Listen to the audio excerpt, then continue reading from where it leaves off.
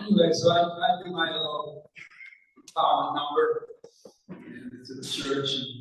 And afterwards, Mike says, I'd like you to meet John McKnight. And John says, you're talking about everything I talk about. Would you join me in front of them? And he invited me to give this presentation with him. And that was John. And that began 20, 30 years of opening my eyes. You know, I was reading some stuff about the uncredentialed people and the Pharaoh, you know, God and Moses organized the Israelites to lead. And I asked Walter Rubin, who joined us about 10 years ago. Walter and John and I, every 5 or 6 weeks, would spend an hour on the phone. That was a moment of grace. It was a sacred time. We did it for 10 years. Before that, John and I would talk together. And invite half the people in this room. I think we have 60 or 70 interviews with many, many, many of them that we did back when we just had television. And so Walter talked about Pharaoh and everything, and he said, uncredentialed people were the ones that left. And I thought, that's John. He's been a voice for the uncredentialed people who opened my eyes to the gifts of uncredentialed people. In fact, he worked at a university. We'll talk about that later, okay? But he just opened the world. And I did gifts. And nothing was the same after I got to know. I had read his stuff, I'd be with him. And we worked together. It was great. He and Walter and I went on little tours together. And Walter and John would talk, and they'd say, here's Peter. And I would say, okay, let's break into small groups. That's all I do. And I love that I got to travel with Walter and John. My job was to break into small groups, and it was just it was a beautiful thing to be with them. And then John, at one point, you know, he majored in oratory. You might have guessed when he went to college. And he said, Peter, I'd like to write a book, but I can only talk. And I said, that's fine. I know how to type. And so we wrote a book together. John talked, I typed, and we put out the book. And it was just a blessing to be with him. It's heartbreaking to think he's gone. Oh, I had no place in my mind that I had to hold it back. But he's not there. And I'm just grateful I am here at the world to me. Walter's listening. Walter was part of it. And you all have your stories about it. I'm just touched being here. And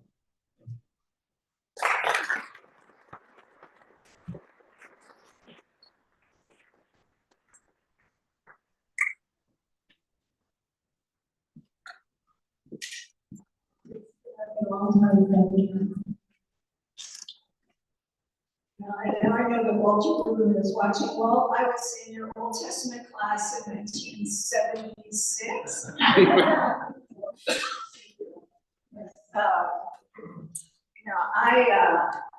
had the blessing of being able to see John over the last several years at his favorite restaurant, which I think has already been mentioned once today. I thought, what can I say about all of those conversations? Over the 40 years that I knew him, he wrote an awful lot of cards and letters. And I know that people here have gotten, some people here have gotten some of his Christmas cards. And there's no Christmas card writer like John McKnight. There never was who could say the thing that I need to hear in maybe 4 or 5 sentences, maybe even words. So I thought, okay, I'm going to bring some of those cards. I'm just going to read from those cards. But I only got to one card. It wasn't a Christmas card. It was a letter that he wrote in 1986. And he closed with this word, this sentence: the hummingbird has been a good friend. So I had found myself in a market in Mexico City in 1985, 86. And I would never have been standing there if not for him. And there were these booths that sell traditional remedies of all sorts, and just so many things. And there was this little row of red satin bags. And inside each one was a hummingbird. And people who know me would say, what in the heck are you doing that is not you by dead animal in a red bag? But it felt like the right thing to do because they were meant to help people deal with their loss. And John was dealing with the loss. So I bought him a hummingbird and gave him this hummingbird. And I was so glad that he thought I was a friend because he was my hummingbird. He appointed himself to be my hummingbird at a time when I was going through a hard time.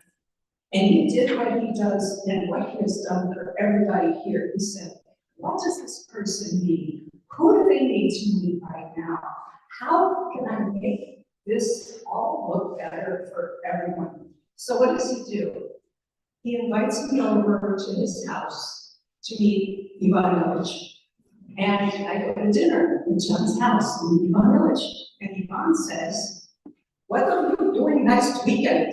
And I said, nothing. He said, come to Pennsylvania. We're going to Bob Rodale's house. And there's somebody there I want you to meet. So I go to Pennsylvania. And I meet Gustavo Esteban, who has started a network of organizations in Mexico to support campesino agriculture. And that weekend, it was a fabulous conversation, but at the end, John is sitting there. That's the image I have. I wrote about it in his 90th birthday thing. He's sitting back there. He said, well, I'm sitting by the fireplace. He said, we'd like to give you a gift. We'd like to make it possible for you to go live in Mexico for a year and work with Gustavo's family. And I did. And 1 year became 4. And I spent the next 30 years working in Latin America, Mexico, also with Javier, and some of you know here. And so he was that hummingbird who brought me through something important. But I learned something about hummingbirds that I hadn't really put together. You know, John died on the Day of the Dead. He died on Dia de los Muertos, All Souls. And that is the day that the dead return to be with their loved ones on earth. And I have to read this part, I don't want to get this part wrong. I don't have my reading glasses, so it's going to be what it is. I went to the National Museum of Mexican Art 2 weeks before I last saw John, maybe before he died. And there was an exhibit there for Dia de los Muertos, and an amazing woodblock of the goddess Mictecacihuatl, who is the goddess who manages the 9 levels in the underworld and sends the souls of the Mictlan, people who are there resting in peace, back to earth, to the rest of us. And they are hummingbirds. They are the souls who rest there. And they are the ones who come back communicate with us with the love of all of those people who were there in that underworld. And there was an artisan there from Oaxaca who made these beautiful hummingbirds. Wow. So I thought, oh my gosh, when John died on Day of the Dead, I thought, Mictecacihuatl was already at work. Because I had this hummingbird. And I thought it was for me, but it isn't.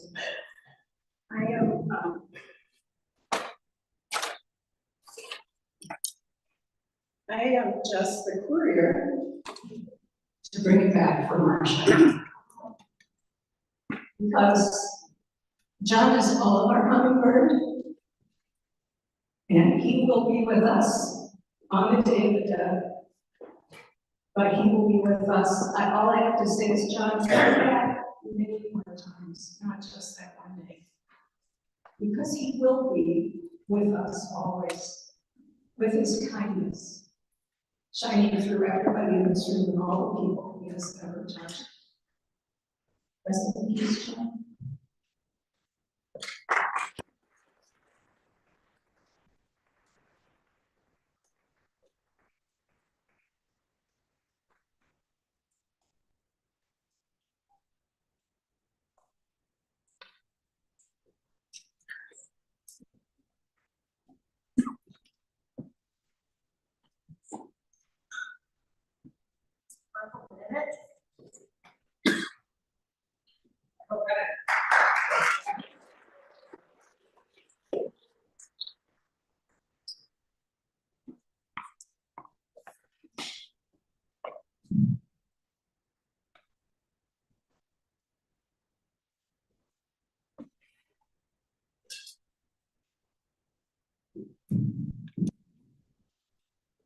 Good afternoon.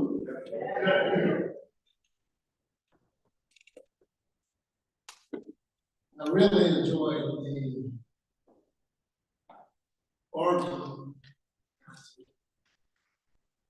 because it truly reminded me of how flexible John was. That was peaceful, nice. But John liked his watches jazz also. And there's an organist by the name of Jimmy Smith who plays the organ a lot differently. And John enjoyed both, which speaks to the diversity of John McKnight. And I told my wife one day how honored I was that Marcia asked me to say a few words. Although I've never professed to be clairvoyant, maybe John was in a sense, especially regarding the political future and what it may bring. But in January of this year, I wrote this note to John through Marshall. I'm wishing you a very happy 2024. I hope you experience a full recovery as quickly as possible. We are in short supply of folks in high places who recognize and honor the assets that exist among our human capital. And clearly, there are even fewer who step forward to nurture the strong contributions that are being made to strengthen positive human interactions globally. You, my friends, stand tall among those who elevate and enrich our human experiences in communities and beyond. So we truly need you back on the battlefield in whatever capacity life permits. And then months later, as he lay in hospice, I said to Marshall, please convey to my brother John that he is constantly in my thoughts and prayers. We've shared many wonderful moments together over the last 45 years. I hit 80 this year and continue to be inspired by John's words and his life works. In the winter of 2019, the Kettering Foundation newsletter published this quote by John. Our work is about revealing, connecting, and celebrating this invisible world where power is produced by citizens connected around their own vision. This is a statement made by John that clearly describes his conviction that most people united around a positive human connection with their fellow citizens, quote unquote, has been found to produce all of the power that's needed to enhance their lives, especially within their own geographic spaces. Now, he would hasten to clarify the term citizen, especially in this present political atmosphere. For him, the concept of citizen encompasses all like-minded neighbors who share a positive vision of their neighborhoods. For over 40 years, this fellow Ohio expatriate, John and me, different parts of Ohio, shared the Ohio experience. We've been toiling in the field together, social equity, in Chicago and beyond. We've gathered with fellow organizers in discussion of positive attributes that we found in neighborhoods that were seemingly bereft of any positive attributes. Early on, these discussions took place in a rural, suburban place at the Woodstock Center. Many of you were part of that set of discussions. We would go there for a weekend, very rustic, and we would talk about the positive experiences we were having working in neighborhoods. I see Mary Nelson, Ron Brzezinski, our late colleagues, Jody Kritzman, Stan Hallett, John Fish, Jim Fletcher, and some of you all were part of those early discussions. Subsequently, memorable discussions with John took place at Northwestern University. Among a variety of friends, that's what we were known as prior to this ABCD Institute formulation. And we would talk again about those very precious kinds of connections that people have in communities that can uplift us up and have concrete results. Those gatherings and result exchanges were reflected in the local dialogues that John and his partner, late visionary Jody Kritzman, held international, and they reported in their book, Building Communities from the Inside Out, Path Towards Finding and Mobilizing Community Assets. Yeah. They provided vivid examples of ABCD in action. including our work in Chicago's South Shore community. Over lunch last week, Ron Brzezinski, the co-founders of Shore Bank, and I were reflecting on John's unique contributions to all of our work in the community living. After exploring the stories and thoughts presented in building communities and other works of John's and Father Peter's,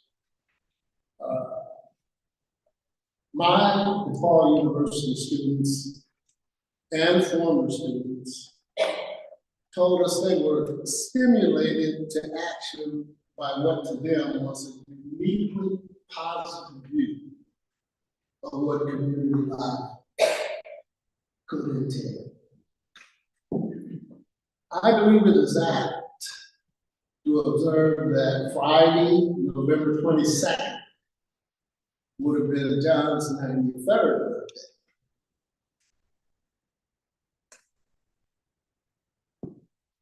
His extraordinary contributions to my life and to the lives of innumerable others here and around the world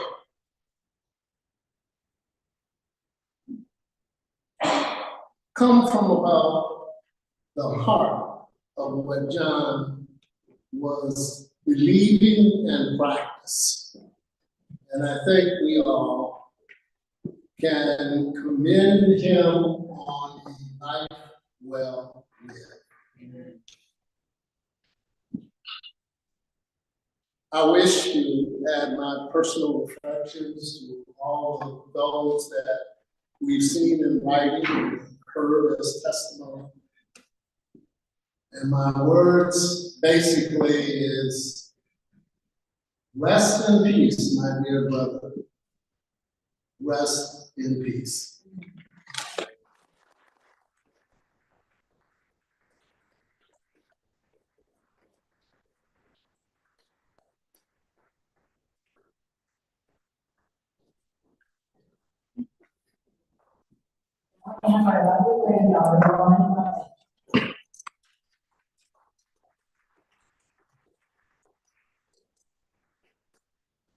Hello, everybody. My name is Lauren, and I am John's grandfather. First, I wanted to thank everyone for coming to honor my grandpa. We call him Papa John. If you knew him, then you knew he was a great storyteller. He lived through so many important events in our history, and he had so much knowledge to share. He would often tell me stories about growing up in Ohio. I'm going to share one of my favorite stories from his childhood. When John was in middle school, he was looking through a magazine and saw an ad for Siberian golden bears, commonly known as hamsters. He knew he had to have them, and he worked to save the money. He received 2 hamsters and lovingly took care of them in his room. One day, he woke up, and there were more tiny hamsters in the cage. To his surprise, he realized that he had a male and a female, and his hamsters were breeding. He soon needed to build more and more cages to hold all the hamsters. It started to get out of hand. John literally had hundreds of hamsters. There were so many hamsters that he had to move to the attic. One day, he went up to the attic to check on his hamsters, and they weren't moving. He picked one up and was very sad because all of his hamsters were dead. He cradled the lifeless hamster for a while. To his great surprise, it began to move. It turned out that because it was so cold in the attic, the hamsters went into hibernation. So John used this to his advantage. He would take the sleeping hamster to school and show all the kids his magic trick. One minute the hamster would be dead, and then it would be alive. So one day, John's mother told him that they were moving, and he could not bring the hundreds of hamsters with him. So he tried to sell the hamsters to kids at school, but when that didn't work, he let them out into the wild. So if you ever hear about the massive population of wild Siberian call me John.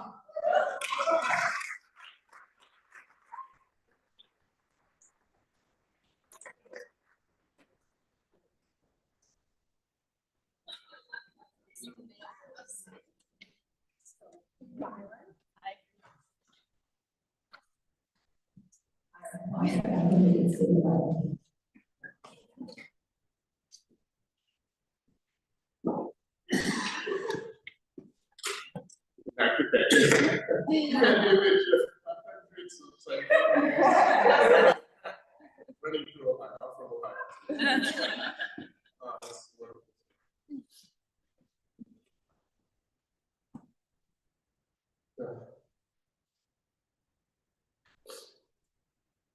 I'm going to tell you something that you already know. I heard John begin many presentations with that opening sentence so many times over the 30 years that I've been. In fact, I'm not ashamed to admit that I've used that line a few times myself. I doubt it. To me, that one line says everything about John. The way he viewed the world, the way he viewed others, the way he understood his purpose. I want to share briefly 3 things about John that this memorable quote reveals to you. First, it speaks to his humility. I work in higher education, and I have a big presentation to give in February to a group of college presidents. So I've been reading a book on TED Talks to give public speaking guidance. And I can tell you that starting your talk by telling the audience that they already know what you're about to say is not exactly a pro tip. It comes up in this book. The goal, according to the book, is to present what you have to say as so unique, so exceptional, that others will find it and perhaps you compelling. But John never believed that about himself. He never fashioned himself as a guru or an expert. He could have worn it. In fact, some tried to pin it on him.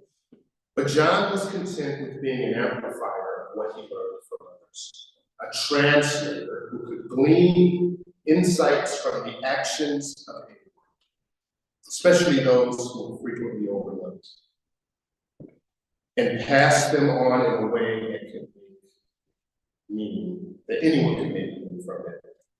To hold that role and bypass the celebrity status that could have gone with it took humility. I am going to tell you something you already know. The second insight about John from that comment is that he was bold. Sure, you may already know it, he assured you, but I'm still going to tell it to you. I am going to remind you of what you know. I am going to affirm it, send it forth in the universe, celebrate it, and boldly hold you accountable to it. I remember meeting John for the first time in the early 90s. I had left my job as the editorial page editor of the Cincinnati Post to found a nonprofit coalition of churches. It was a crazy move. I knew I was pursuing something, but I didn't know exactly what it was. An executive at the United Way in Cincinnati at the time, Terry Grundy, invited me and Damon Lynch III, young local activist minister, to travel with him to here to Evanston and Northwestern to meet John and Joe. I remember listening to them and finding this concept of asset-based community development to be both familiar and new. What they were describing, I was already doing, but I had not heard it framed quite like that. It was accessible and aspirational. And it helped me to define what I was pursuing. And I can tell you that I've integrated it into every aspect of my life's work since then. I am going to tell you something that you already know. My final insight about John revealed in that line is this: he was curious. and his curiosity was contagious. You would think that posing that opening line would give listeners a sense of idle self-assurance. This will be easy. After all, I already know it. What it really did was to provoke their own curiosity. Wait, what is it that I already know? And where did I learn it? And how did I learn it? And how do I practice it? Like some of you, I had the unbelievable privilege of a monthly scheduled call with John. I considered him my mentor. But it was always amazing to me that during our call, John would ask all the questions. What new thing have you learned? What do you think about this issue, that event? I am going to tell you something that you already know. It was a Jedi mind trick.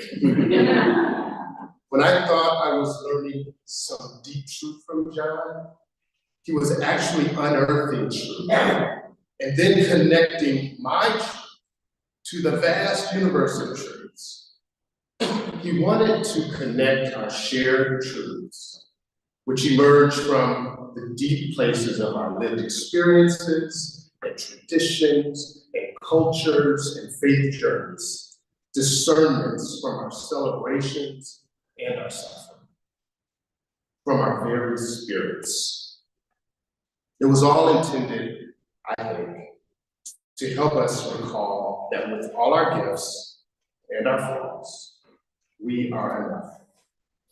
Enough to love and be loved. Enough to care and to be cared for. And that together, we possess enough assets to heal and restore and even transform ourselves and our communities.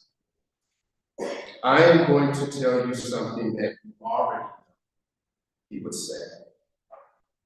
And he meant it. But then you already know that.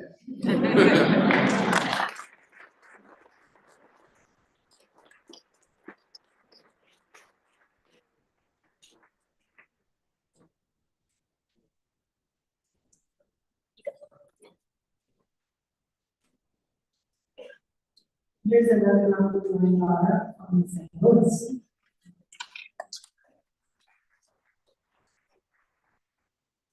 Hello, my name is Emerson. I'm from John's grandchildren, as Mom said. We call him Papa John, or Poppy John. It is an honor to stand here today and share a few stories on behalf of the grandchildren, reflecting on the joy and love Papa John brought to our lives. In addition to his professional achievements, Papa John was a fun and loving grandfather whose warmth and humor were truly sources of joy. Whether he was sharing a story, cracking a joke, or encouraging us to explore the interest or path, he had a way of making life brighter and more exciting. He leaves behind a legacy of love and some wonderful memories that we will carry with us always. I would like to spend the next couple of minutes sharing some of those memories on behalf of the grandchildren. One of our favorite traditions with Papa John was the annual 4th of July fireworks show. It wasn't a large-scale production, except for 1 year, which you asked me that about, but it was perfect in its simplicity. Papa John would bring out a sheet filled with small fireworks of all kinds and light them off in the backyard as we ran away and we watched them in our lawn chairs. The evening wasn't complete until the grandkids had sparklers in our hand and drawing patterns in the air. Those nights were filled with laughter, the smell of summer, and the unmistakable magic that Papa John created. Another cornerstone of Papa John's life was his love for dogs. From Mocha and Ginger to Molly and Katie, each dog has a special place in his heart. Some of our fondest memories were walking dogs with him as he shared stories about the neighborhood's history. With Papa John, even a simple walk became an opportunity to learn about his experiences in the world around us. His love for his pets taught us to appreciate the loyalty and joy that animals bring to our lives. Next, as you may know, Papa John lives in Wisconsin. What you may or may not know is there is a concrete duck about 2 feet tall near the door. And the best part is that Papa John had outfits for every season and holiday for this concrete duck. And I loved to dress the duck all the time. and it was a staple of holidays and whatnot in Wisconsin. So we think about those moments frequently. There were also Easters. As young kids, we gathered around the table with Papa John, ready to decorate eggs. It was a messy and colorful affair. He reminded us to take to other parts of our life. Things that are not always messy and neat, but in this community that gets you through those times that matter most. Papa John's legacy is one of love, joy, and connection. He was not just our grandfather, but a storyteller, teacher, and companion. He showed us the beauty of simple pleasures and the importance of learning something new every day. We will miss him deeply, but we carry his spirit with us in these cherished moments.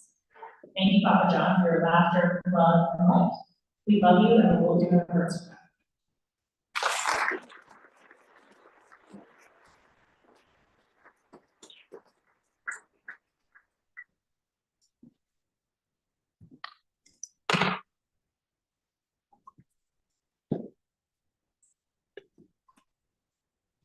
Here is Christina, one of the first people that I met after I met John. She's been a lifelong friend, and it's written her daughter, Kayla.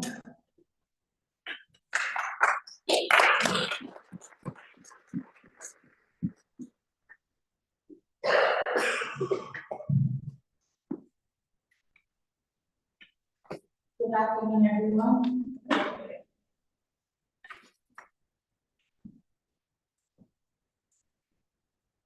I'm looking at all of you, and I remember John when he first told me to go to Toastmasters because I had a fear of speaking in front of people. And he sent me to the South Side to a church because I had to learn how to speak in front of 200-300, maybe more. And believe it or not, I overcame that fear. And in case you didn't know, John has touched a lot of people all over the world, as you know, in the United States and Canada.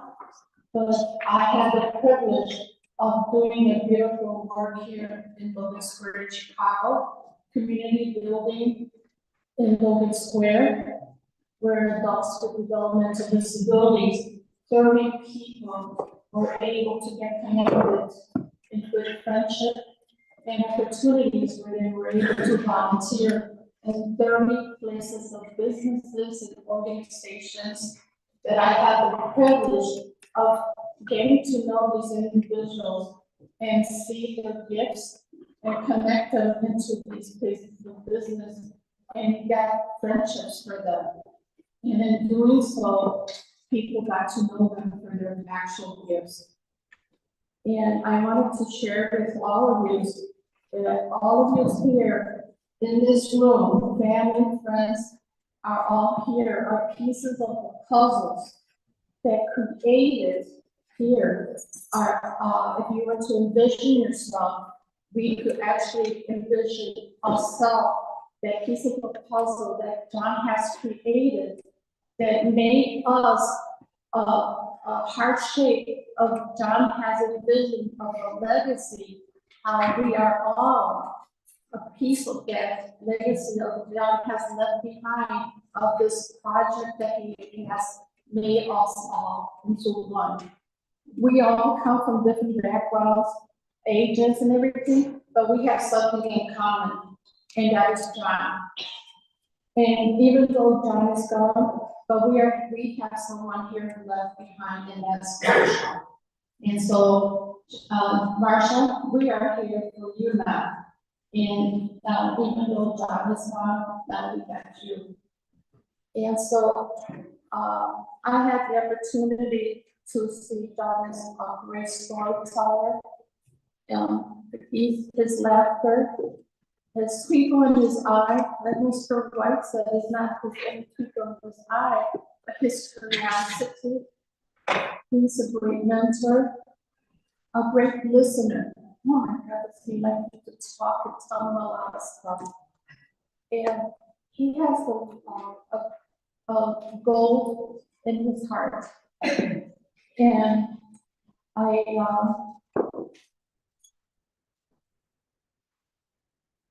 just to let you know, among the 30 people that were connected in the community, they range in the ages of 20 years of age to 70. just to give you an idea of what the range was.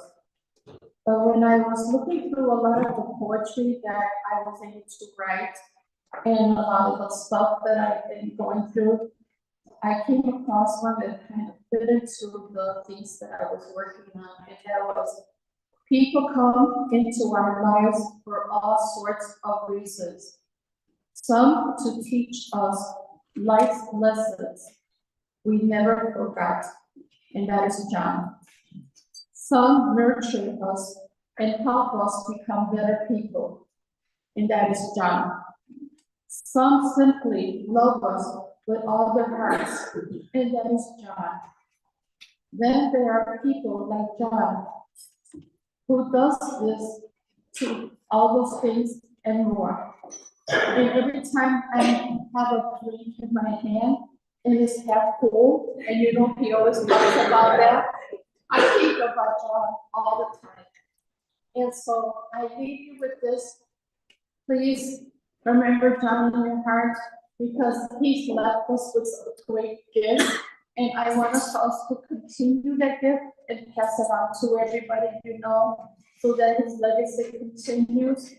Okay. And if you have any questions, let's keep this going, because there's a lot of wealth in this room, and there's a lot of stories, and there's a lot of books out there. Peter Blocker, I'm sure there's other books you could keep on writing, even though John is not here with us, but there's other books out there that you could continue writing and stories to continue to share with others. I thank you for being here and sharing all the stories with us, because Karen, you inspired me today. You told us that you had a great story to tell. You had tears in my eyes. Thank you for sharing that with us.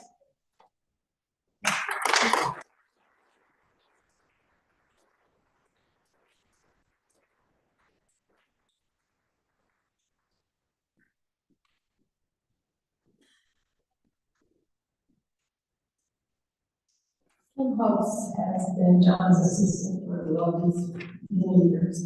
She said a lot of moments, and you can imagine anything wrong with the computer or whatever. Parents only have to walk away. So that's your parking.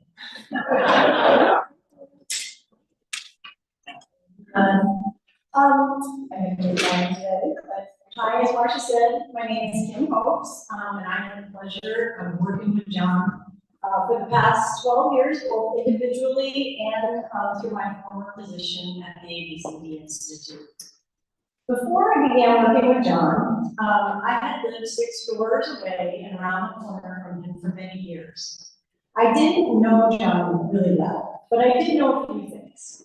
I knew that he was a Northwestern professor, but more importantly, I knew that he was a curious and kind man who thought differently than most.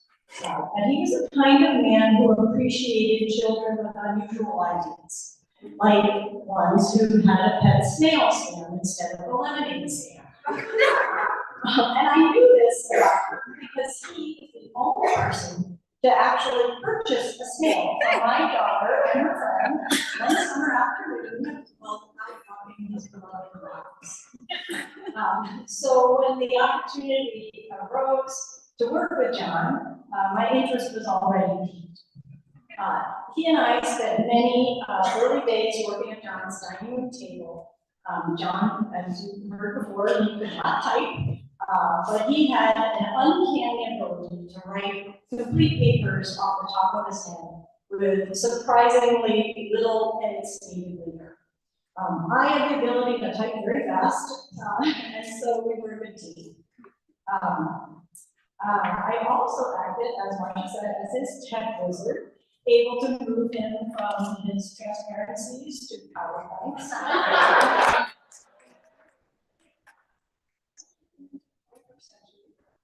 But as many of you know, my actual tech wizardry is completely contextual. It depends. But I knew that to go to John and Marcia's house to work was to be greeted with warmth and appreciation. I was always greeted at the door over the years by a tail wagging Ginger or Molly or Gabe. Some days we would work in the dining room, while Molly actually trotted on a treadmill next to the dining room table. Talk about a healthy work environment. I quickly realized what a gift it was to have this front row seat into John's thinking through his writings and our discussions. He was one of the most interesting, yet modest and humble people I have ever known. As I got to know him, I would continually learn about the incredible people he had worked with, learned from, influenced, and mentored.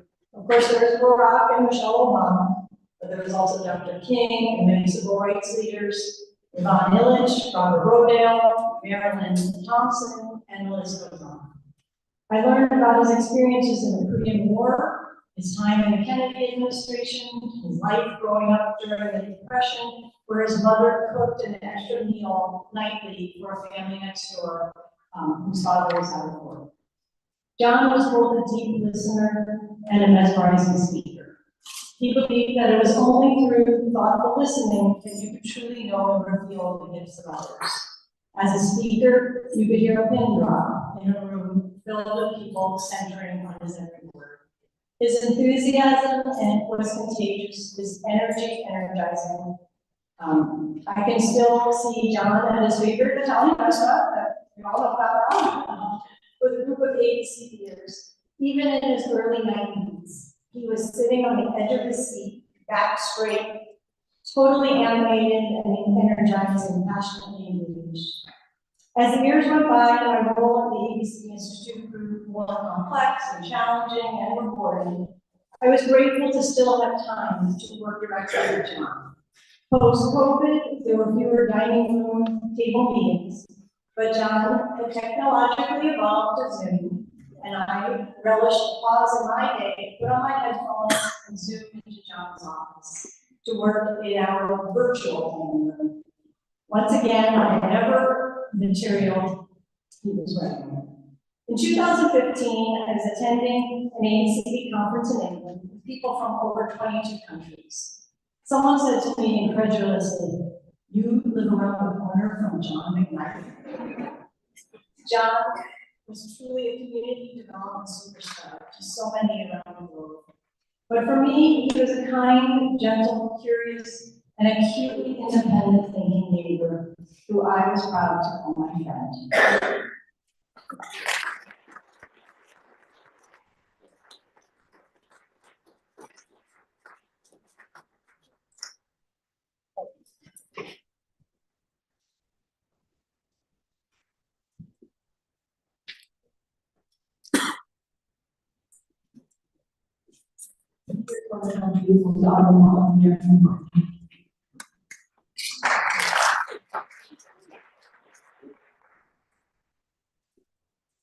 Looking for the extra tissues. I told Marcia, of course, I'd be happy to speak about John, but I am a crier. And even though I cry in all situations, my daughter still, during movies that I consider to be sad, look at me like, what are you doing? And I'm like, this is the 5,000th time I've cried. I'm not sure why this is a surprise to you. But then I think, why aren't you crying? Anyway, so, like Marcia said, my name is Miriam Barnett. I'm married to one of Marcia's sons, Stu. Ever since I agreed to write this, I've been writing it in my head. And I work as a home health nurse, so I spend a lot of time in my car. So I've been thinking about John, thinking about what I was going to say. And it occurred to me that we all know John a little differently. We knew him, I knew him as a father-in-law. I told my daughter she has to read this for me if I can't get through it. And as a grandfather to my two daughters, as well as other grandkids. And we lovingly referred to him as Poppy John. There was a little bit of, some people called him Papa, but we called him Poppy. And of course, when John married Marcia, he became a stepdad to her 4 sons and soon acquired the role of grandfather. When my oldest daughter, Elise, was born, we brought her, I'm a crier. Okay, we brought her home from the hospital to John and Marcia's home in Evanston, and we lived with them for a month while our house was being remodeled. Welcoming a newborn to sleep across the hall from you when you are in your 70s is truly generous. From that time on, we made many memories with Papa John. He became a documenter of my girl's early life, as he loved to record events in everyday life with his video camera. He attentively and eagerly sat through endless impromptu 3-year-old dance shows, plays hastily written by his grandchildren on Christmas Eve, and many other occasions that often lacked a plot, and years of individual, they didn't have a plot, and years of individual concerts as our children learned how to play numerous instruments. A highlight of our summer was John and Marcia's block party on the 4th of July, which ended with a much anticipated fireworks show crafted by John in the backyard. Many of our most precious memories were made with John and Marcia at their home in Spring Green, Wisconsin, that overlooked the Wisconsin River. My daughters refer to this magical place as the Brown House. Our visits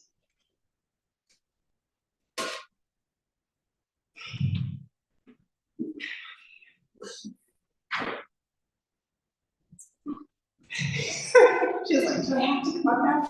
Our visits were filled with walks in the meadow, building fairy houses in the pine forest, feeding goats at Pet's Farm Market, hay rides at the pumpkin farm, and dressing John's concrete porch goose, it was not a duck, in an outfit that matched any season.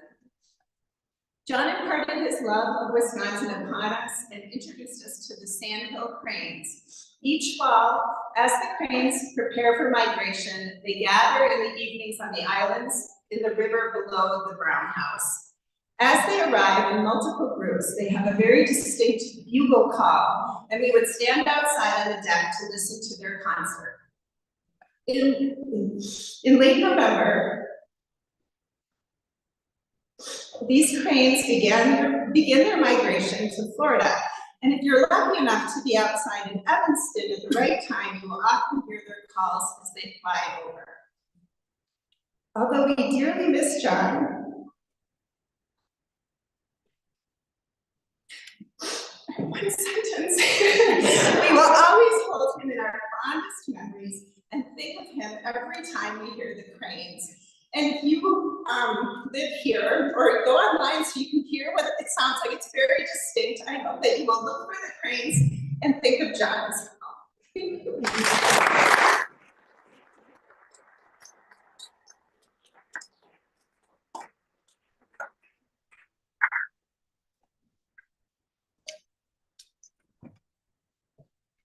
Speaking of Wisconsin, our dear friend Tom Mosteller, Wisconsin is for those down to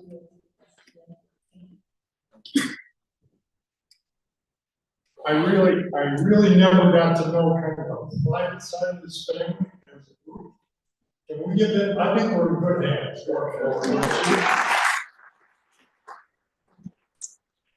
It's going forward to the DNA. I feel so much better going with this, so thank you.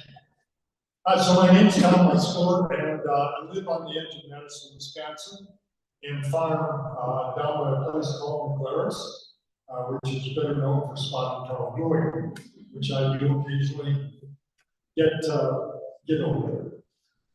So the Driftless area, which is what that is part of, is a place that John and I have spent a lot of time.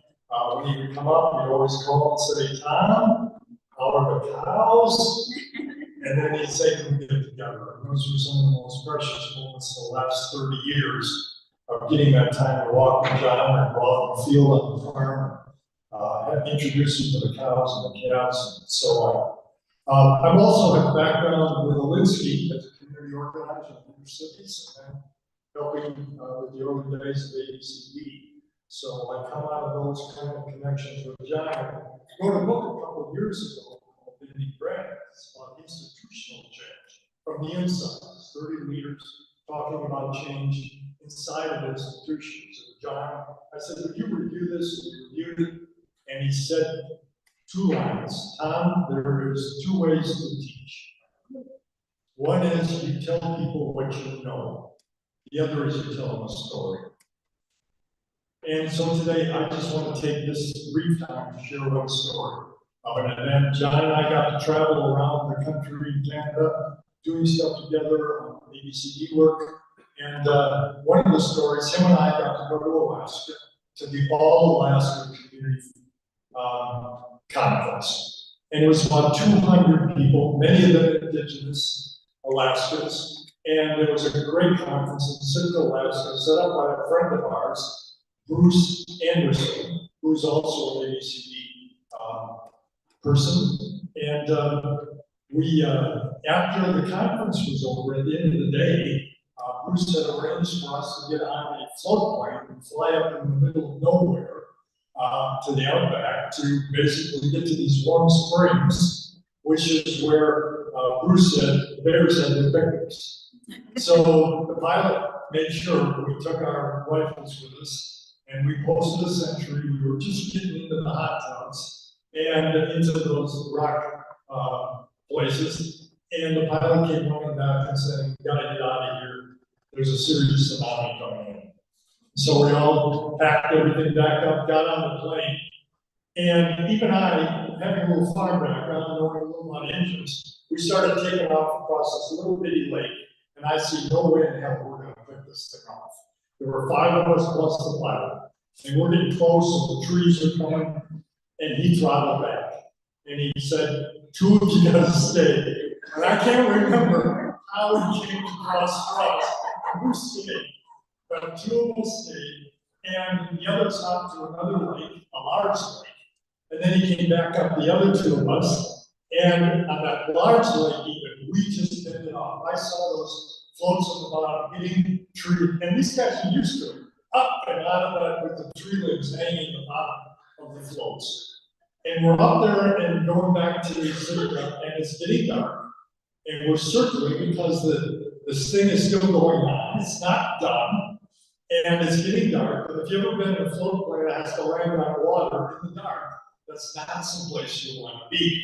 All right, but John's loving it. I could see he was just having the time of his life in doing this. And finally, we just said, "We going down." We landed, banged, and bumped in outside Sitka Bay, and then we went in and they had a big shindig that night. 200 people dancing in the VFW club upstairs, and John was right in the center of it with fiddle music and banjo. I mean, you can see him. You can see him just having a hell of a time. The floor was bouncing. I was praying. We weren't going to end up in the basement, right? And then we're leaving. This is the part I really want to share.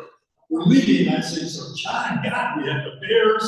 We had just getting out of there. We had the tsunami. We couldn't land in the dark."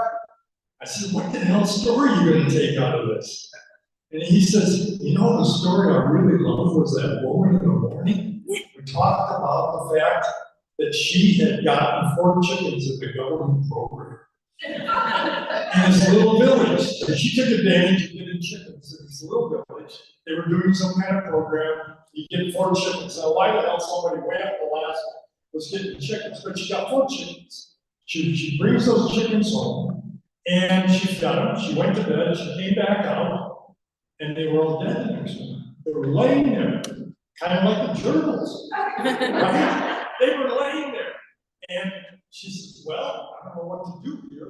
But she finally decided that the best thing she could do was put them in the freezer. So she started plucking 2 of them. She was plucking them, and all of a sudden, one started moving its wing, another one started moving around, going in circles. Pretty soon, one jumped off her lap, and there was these 4 chickens, 2 plucked and 2 not, and they're running around. And the neighbor comes over from his mobile home and says, "What the hell's going on? What's a rabbit?" And she says, "Well, I just fed him from my corn." And he went over and he smelled the corn. He says, "Those chickens weren't dead. Those chickens were drinking fermented corn. They're good. Those are cool chickens." That's John McKnight. That, of all the things, that's what he remembered. The tsunami, the bears, blaming them, it's that woman telling that story. So let me close. So there was a friend we had in Wisconsin, a fellow farmer, that wrote a book, some of you may have read it. It's called The Land Remembers. It's one of my favorite books. I spent time with his bedside and mused on. Once you have lived on the land, been a partner with its moods, secrets, and seasons, you cannot wait. The living land remembers, touches you in unguided moments, saying, I am here, you are part of me. I want to paraphrase that for John. Once you knew John McKnight, his habits of the heart, his being a partner with his moods. Heard his stories, experienced his goodness and kindness, you cannot forget. John touches you in guided moments, says, I am here, you are part of me, and I am part of you. Hear what the Spirit is telling us.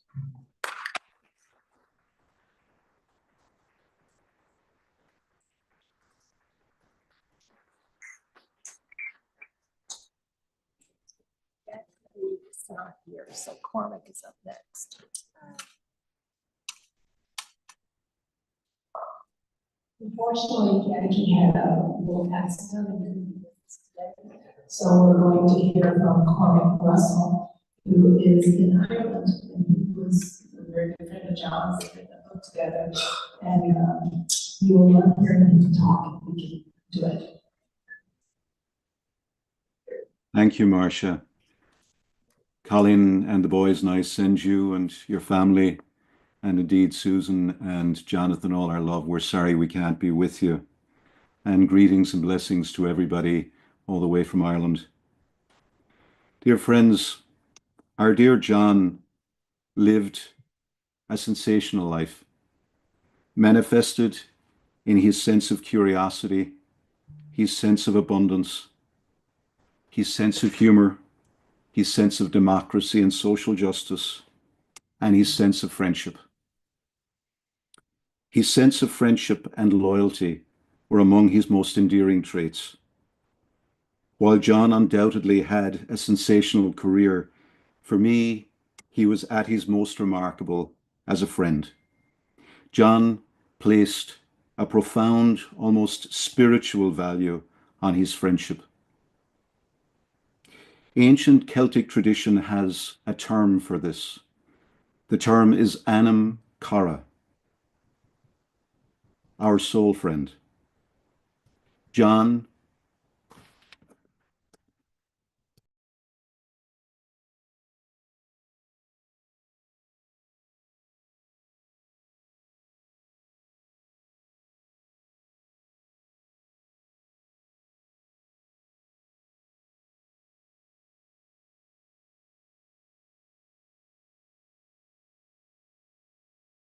Go.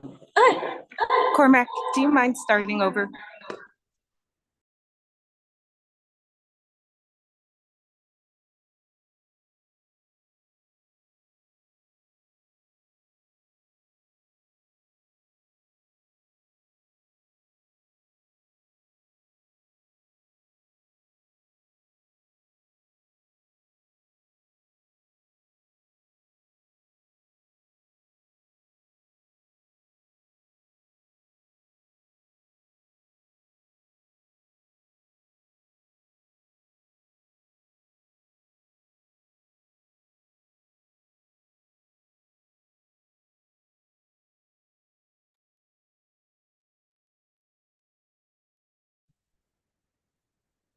Can you hear me now?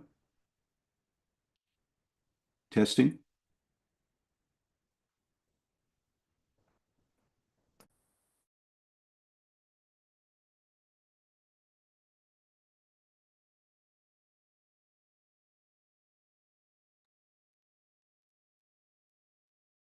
I imagine if John was listening now, he would be agreeing that technology is doing what he always anticipated it would.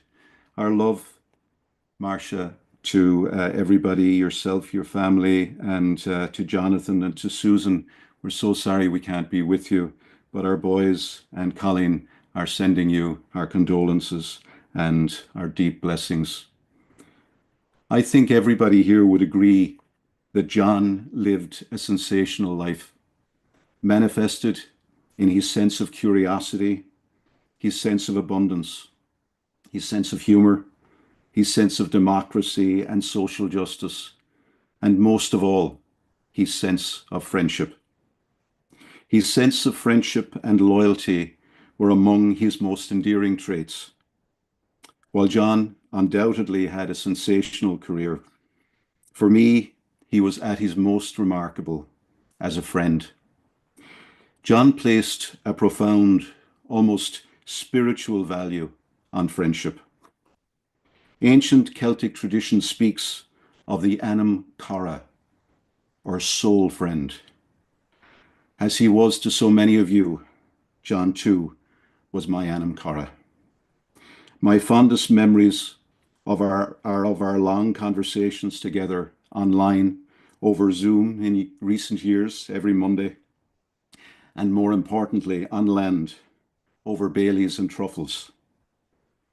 Over the years since I first met John in 1997, like so many of you here, I have had the profound privilege of getting to know him deeply, not just as a gifted, albeit humble, intellectual, but as a warm, tender, compassionate, and sensitive person who was immensely generous with his love.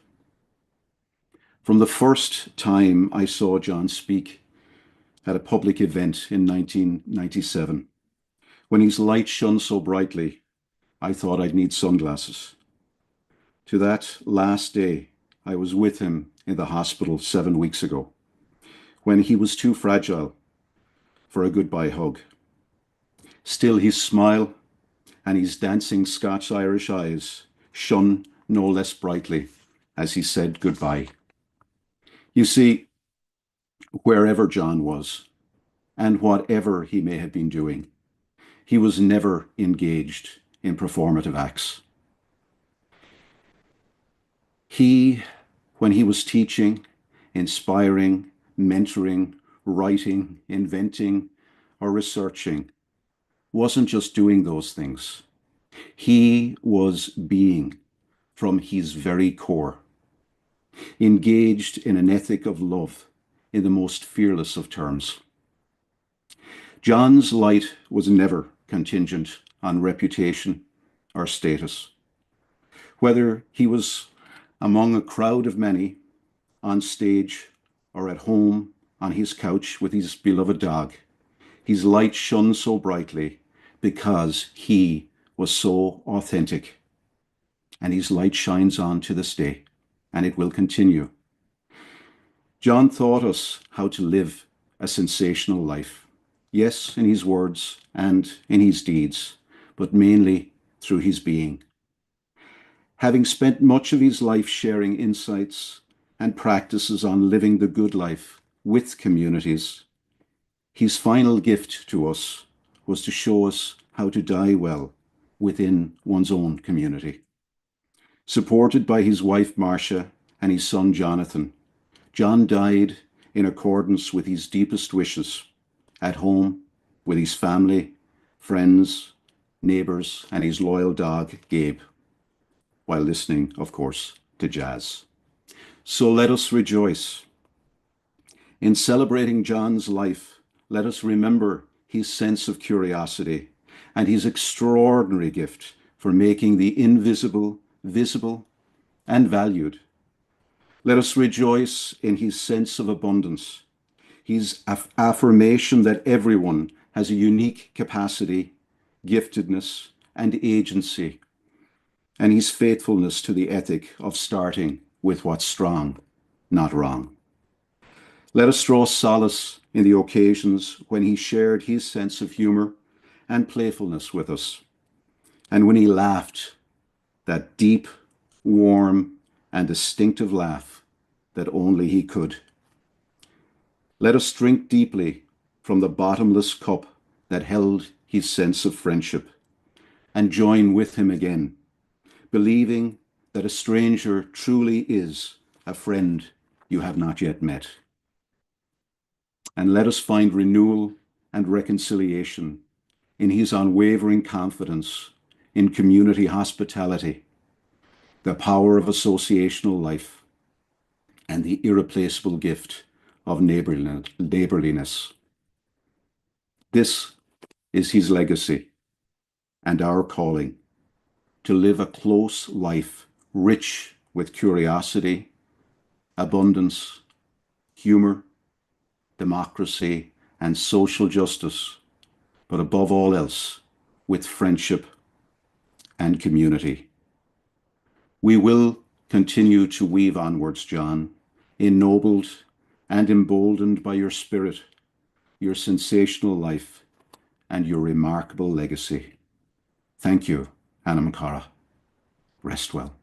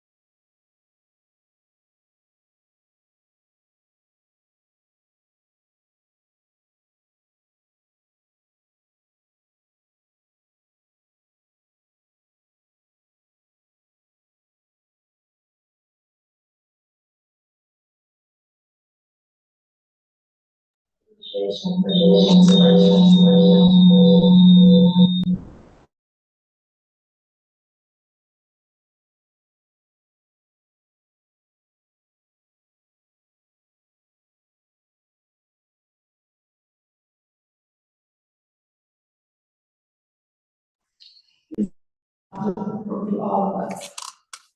John would be especially appreciative and grateful for your care for us. I also want to thank him for putting together the beautiful memory book, which I hope you will have a chance to see when you go in the back. It was made up from the many emails that our family and the Institute received following John's passing. Kim typed them all up and added pictures, and it's a beautiful book.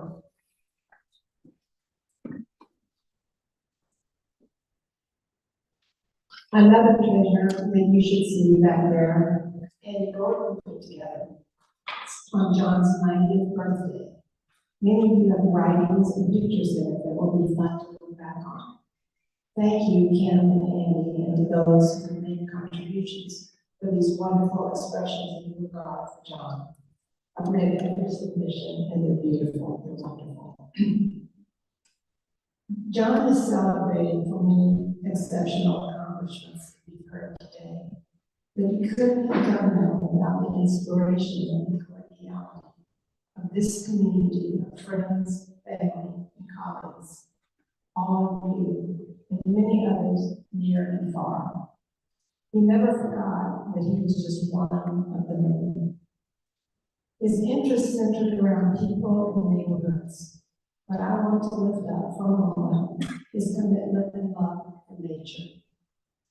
Having a home in the Wisconsin woods was a gift in every sense of the word. He saw nature up close and personal each and every day, and he paid attention to it. Often he would come in the house after a walk, with pockets filled with earth treasures, such as an unusual shaped mushroom, or a small piece of wood covered with an interesting fungus. And during the seasons, flowers, colorful leaves, and found objects always adorned our tables. Perhaps with the following verbal images, you can feel the essence of his deep love and interest in the natural world, which contributed to who he was and the spirit with which he lived his life.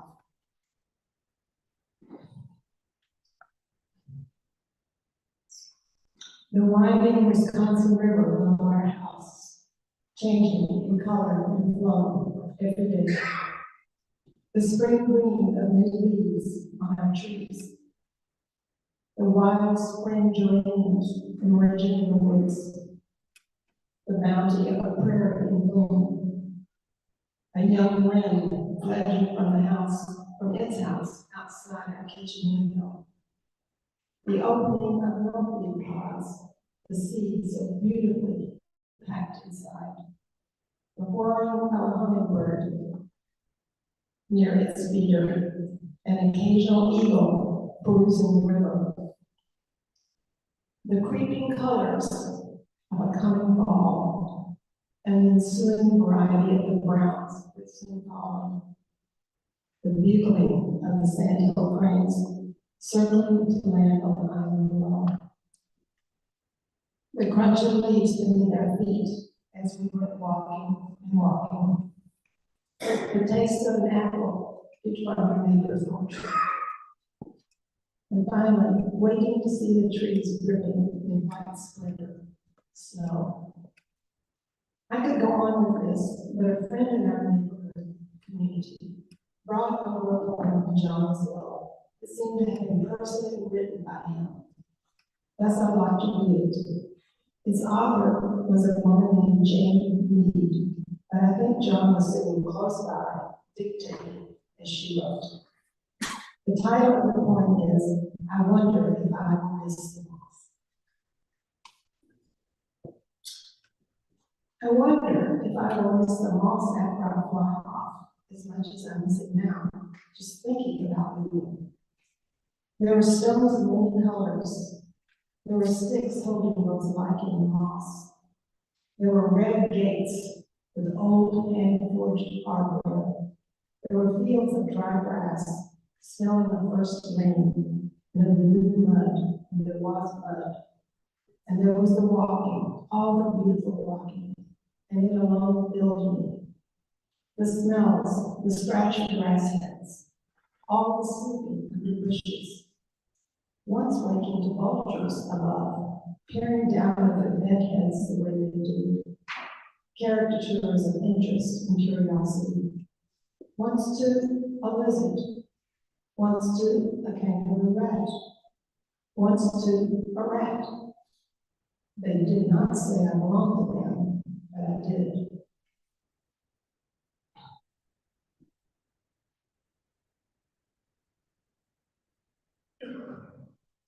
Whenever the experiment on and off my life begins to draw to a close, I'll go back to the place that held me and be held. It's okay. I think I did what I could. I think I sang some. I think I held my hand out. And he did. Thank you.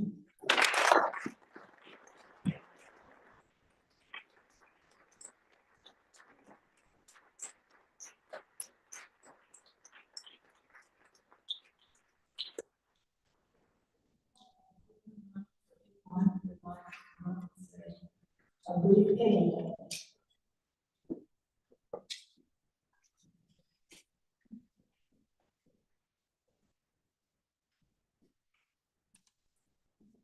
So, hey everybody, my name is Mark Barnett. If some of you need to leave, that's fine, don't worry, it's okay. I didn't have any prepared remarks today. I just really wanted to mention a couple of things. One, my daughter Emerson mentioned a reference to John's fireworks displays. And I have this little mischievous side to me. And so we would routinely come up for the fireworks shows. And I noticed that John had a tray of fireworks set up in the kitchen, like hours in advance, right? And I love fireworks. My family's from St. Louis, and I go out and I buy the biggest fireworks displays. It's just fun. And so we had brought some of those fireworks with us in these big giant displays. And I thought, well, wouldn't it be interesting if I integrated some of those giant fireworks displays with John's display? And so that they would all go off in the backyard and kind of surprise it.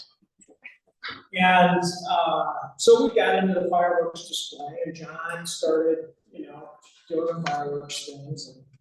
And I had, of course, integrated these little blocks with lots and lots of kind of huge fireworks exploding up into the trees and things like that. And I remember as these started to go off, my mom kind of turned around and looked at me like, what did you do? Not knowing exactly what was to come. But I could catch the twinkle in John's eye because he loved fireworks also. And I knew that he was really enjoying seeing all these fireworks go off in the backyard. If any of you were neighbors at that time, I apologize. I burned the house down there. It was quite fun. But the main point I wanted to make is I really appreciated John for his love of my mom. And he really cherished the relationship that he had with you, Mom. It was so self-evident to all of your sons that he loved and cherished you and took care of you. And I remember a moment where we as sons would share the positive and challenging things that were going on in our lives with our mom. And John pulled me aside at one time and said, why don't you share the good news with your mom? Oh, the good news, Mom. And I said, that was John. He was looking out for me. And he continued to do that his entire life. And I really appreciated that about him. So I just wanted to share that memory with you and acknowledge a great husband he was to you.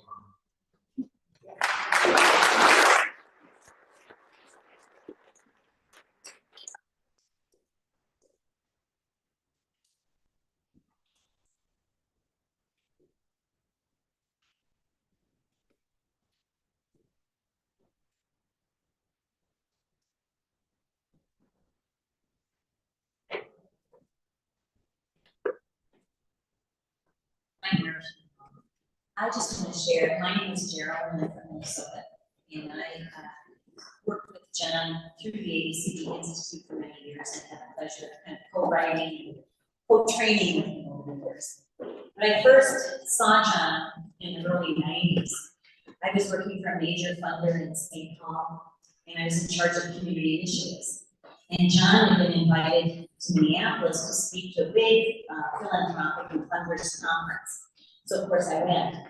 And at the time, he was talking in ways that we rarely heard people talk about lower economic communities, vulnerable communities. He was using words that resonated with me so deeply with the work I had been doing in St. Paul and talking about vulnerable communities as full of giftedness and full of assets. That was incredible to hear, and I remember being incredibly struck by him as someone that was from this university who really knew the powerful potential that we were working with, those of us that were working in neighborhoods, and really moved me.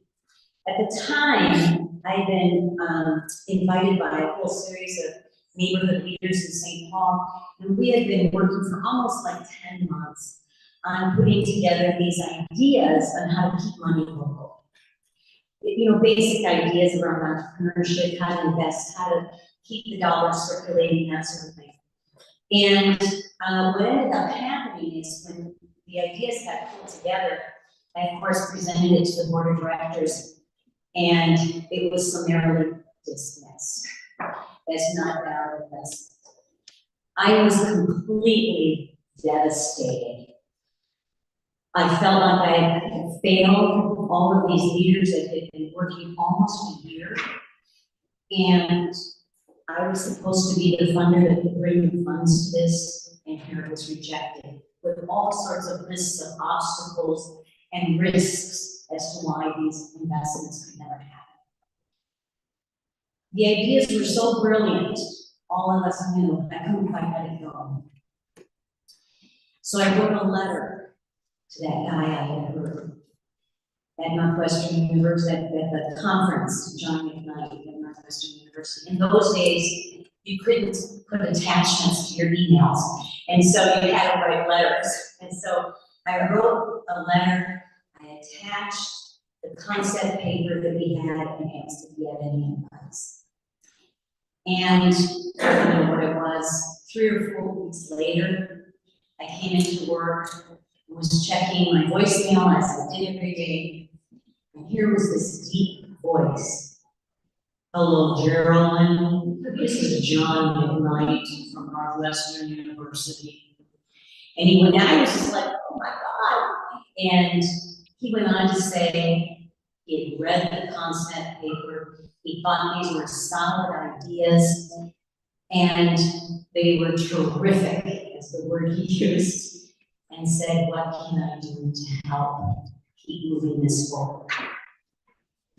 And that led eventually to John inviting me to join this idea he had of this institute at Northwestern. And I met a lot of you folk that gave us a platform to continue to learn from each other. You know, but I share that story because I think when I think about John, what he did for me then, it wasn't the only time that he was there for me, but he started out as an advisor for me. We became colleagues, and as you've heard from many of us, ultimately a friend, a dear friend that I love and I'll miss. And he did for me what he's done for so many of us. John consistently used his position at Northwestern, whatever platform he had, his voice, his writings, to amplify the truth of what was really happening with local folk. And that made all the difference to all of us.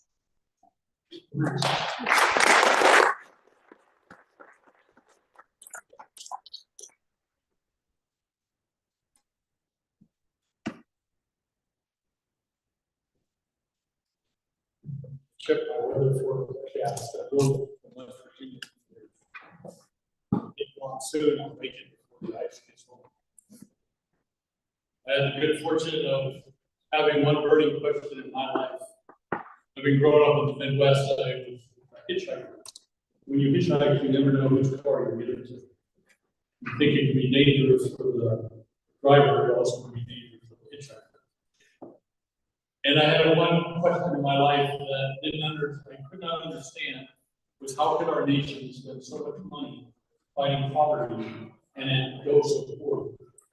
So every politician, every person that I met who was supposed to know the answer, I had 2 burning questions. I said, do you think our war on poverty is working? And no one said yes. But then the real question was, can you tell me why it's not working? I was in Los Angeles, California after 25 years of doing charity work, almost like Robin Hood. The real work was getting money from the rich and getting it to the poor. But it really wasn't working. And when I asked that question to John, while he was teaching in a conference school with me, I said, do you think our war on poverty is working? He said, of course not. But then when I asked him the question, could you tell me why? He was the first person I knew who had the answer. He said, of course I can tell you why it's working. And he said, I can tell you in 2 words. And he must have known I was coming. He leaned in and said, are you ready? And I was smart, I guess. I'm sitting there thinking, you can't answer that question in 2 words. But sure enough, you did. You said it's the wrong approach. It's the wrong approach. Our nation is investing billions of dollars in the wrong approach. I said, well, what's the right approach? John said, of course, it's starting with the assets. I heard that for the first time, building with what's strong, not wrong. That's pretty good. In my life, I had to change careers. I quit being a charity person, quit my job. Gave up the 401k and all the good stuff. And took the hand of one, and John became a mentor and a friend, and 25 years later, we're still trying to live out what it is that we do. What a blessing you've been in my life. And just a few weeks ago, I knew he wasn't gonna get better. He was on his way forward. I said, well, I want to go say thank you one last time, so I kept my door and go. Marcia and John, I had Chinese food. It was, and just as I was leaving, John reached over and grabbed his little thing on the wall. It was read this morning in the chapel, like read again. Now I can tell this story. I was the last one that he read it to personally, so I'm sticking to that. I said to the man who stood at the gate of the year, give me a light that I might tread safely into the unknown. And he replied, go out into the darkness and put your hand in the hand of God. That shall be to you much better than life and safer than a way. Thank you, Marcia, and your family. It's nice to meet you. I'm gonna take my way safely and try to get home before the last meeting. Thank you.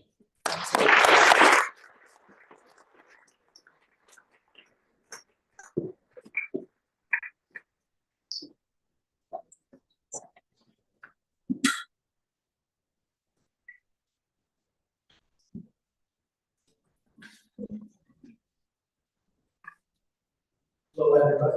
My name is Scott Barnett, and I just want to say a few words about my experience with John. Since knowing John, I knew I could count on him to be clear and true in his communication with me, which I appreciated very much.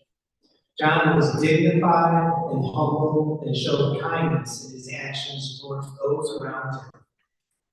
When my mom was sick early in the relationship, he came over to her house to take care of her by bringing dinner. When my father taught a college class at a local college, he invited John to speak to his class. John took time out of his busy schedule and did just that. He also opened up his house in Wisconsin and welcomed me to visit, which I love to do, as I'm sure everyone else did as well. One of John's good friends, Yvonne Illich, wrote, carry a candle in the dark, be a candle in the dark, know that you're a flame in the dark. John brought love and kindness into our house and his community and illuminated the spirit of truth and generosity. Another quote of Yvonne Illich is, neither revolution nor reformation can ultimately change a society. Rather, he must tell a new, powerful tale, one so persuasive that it sweeps away the oldness and becomes the preferred story, one so inclusive that it gathers all the bits of our past and our present into a coherent whole, one that even shines some light into the future so that we can take the next step. If you want to change a society, then you have to tell an alternative story. John did just that. He wrote his own stories, which touched the world, and I was happy to be a part of it. Thank you.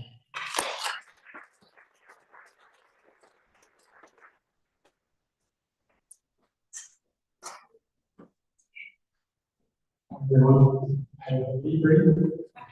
I'm Howard Burrison, and I'm the director of the State Center at Paul University, and we have the honor of being a host for the ACD Institute for the past 8 years. And I had the honor of meeting John 20 years ago. I will not go into a long history to be brief, but what I would say is a couple of things that are really important from John's legacy. Last April, Kim Holtz organized a lunch at John's favorite restaurant, right near here in Evanston, the Italian place. And at the end of that lunch, I asked John what he thought in 10 years the relationship should look like between Paul University and the ABCD Institute. And he said a number of things, but two of them stuck to me that I think were very important when he opened up this the mic to share. One of them was, he threw it back at me and said, well, I'm hoping that the ABCD Institute can become a resource for Paul University. And I was just like, what is he talking about? This is an amazing blessing that has made so many connections to people across this room and across the world, let alone the sort of tremendous amount of knowledge that's already been infiltrated throughout the institution. The second thing he said that really stands out to me is sort of what Byron was referring to, is telling us what we already know. He said, keep bringing people together through your relationship. And so that is really something that it's just answered me, is how John is leaving us with that message. Let's just keep bringing people together. Thank you.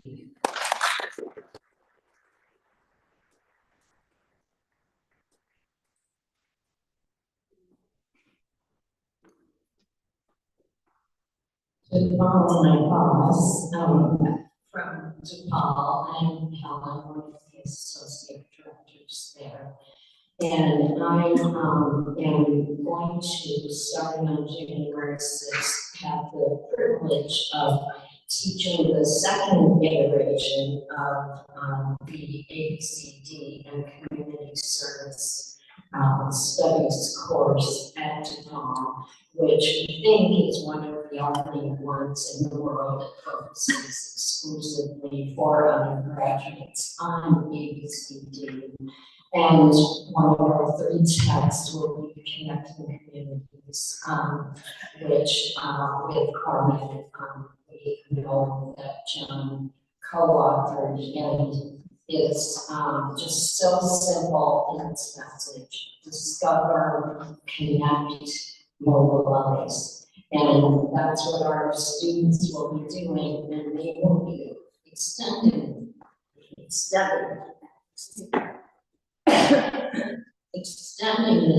to a population that we are always able to be in community with, and that is people who have re-entered from being incarcerated, and incarcerated individuals through a going to working with a gallery on West Side of Chicago called Walls Turn Sideways, that is run by incarcerated folks, and visiting there and doing deep listening to hear what people there have been through and how they've worked through their art to express themselves, and then hosting an art show at DePaul of their work with them being analysts, and trying to begin to build a community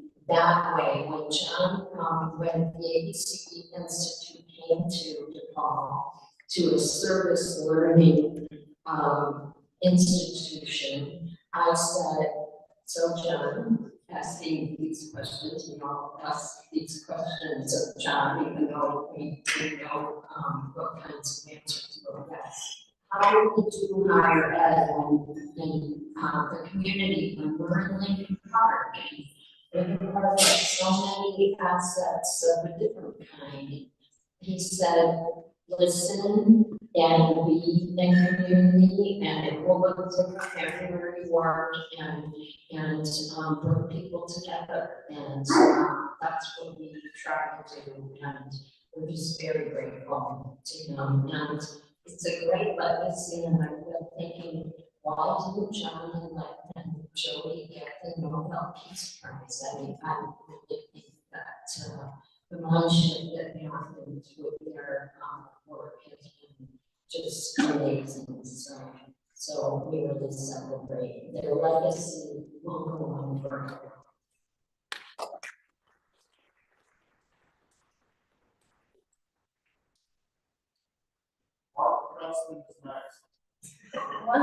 Right. Okay. Margaret. And then I think we'll move to the celebration with the music.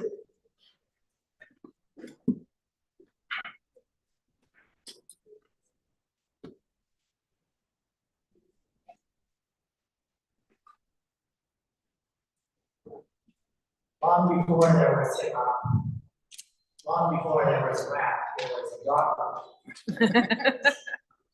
This is a doggerel that my mother Joey wrote for John in 2003, over 20 years ago, when John announced his so-called retirement. He entitled the doggerel celebrating John's non-retirement. You can add a subtitle in which we meet our hero and learn about his long and storied career.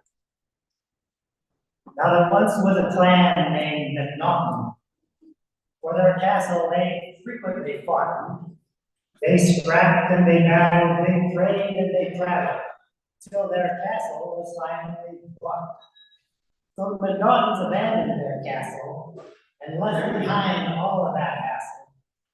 They moved to Ohio, fresh life to trial, and found lots of new foes to wrestle.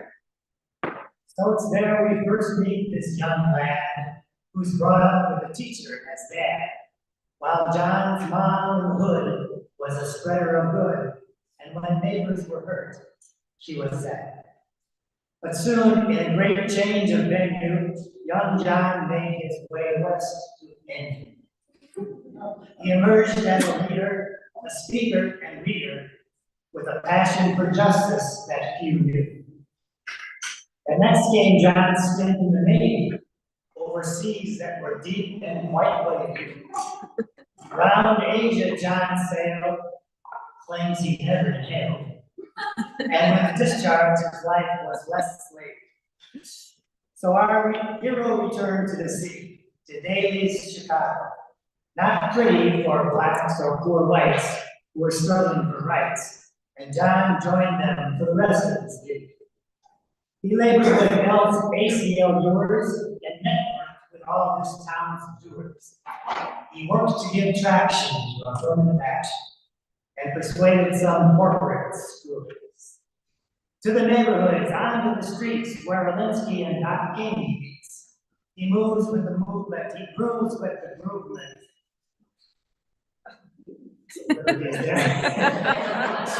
Streets and he powerfully agrees. One day then, NU gave a call, and Ray Mack said, "Come back, have a ball. We've got this new center, and this center will justice commitments install." So John came, and with some worries and fears, to NU, where for 35 years he had shown through his teaching and his endless outreaching how community building endears. He invented the community study, a field academically muddy. Is it ethics or soch? Is it anthro or gauche? Whatever some consider it correct. But a body of work there has grown as to hundreds of cities John's flown, making friends of those neighbors who are combining their labors to remake those neighborhoods their own. Yes, John's taught us all these neighbors hold the power, that together they make mayors power. He agreed with the Tocqueville that ordinary folk will make communities forever flower. One long afternoon while he's napping on John's brain, a new notion comes tapping. Let's push aside needs, which dependency breeds, and let's all get behind asset matters. And John's taught us how structures can impair us, how we treat others sometimes so fair us, that they're trapped inside rules made by well-meaning fools in those structures that teach all how to dare us. So to John, raise a glass and a toast. Toast this evening, partridges, post roast. May you thrive, keep your fire, may you never retire till you organize the heavenly host.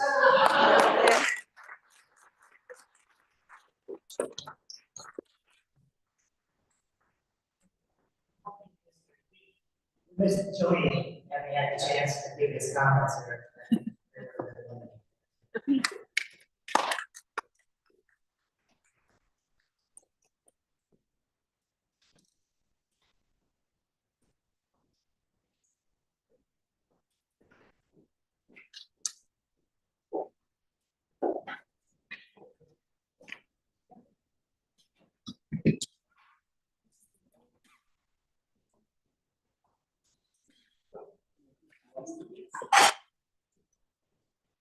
And Gordon, he is a master and has devised and taken John's wishes from 2013 and developed it and we were again for a wonderful treat.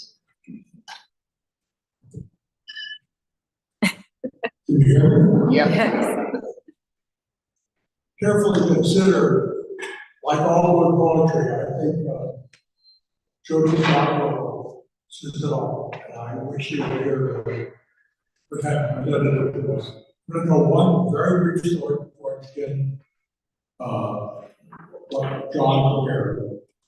Because I think it tells about something important about his relationship, always tenuous and always important to the university. Robert Rodale was mentioned earlier, mentioned magazine, things like that. Became an acolyte of John's, very taken with his perspective on the world. He offered to the Northwestern a fellowship, a chair that would go on in perpetuity to somebody important hired by the university, offered several $1 million to set this up. The first holder of that chair was to be John. The only condition for anybody who would hold that chair afterwards was that they could not have a PhD. They weren't allowed to have a doctorate. The president of the university thought about this for a week and then turned down the money. John went ahead and became important, always tenuous in his relationship to the university. And I think that tells an important story about both him and the institution which he was able to work in so effectively. Somebody gave me a poster a while ago.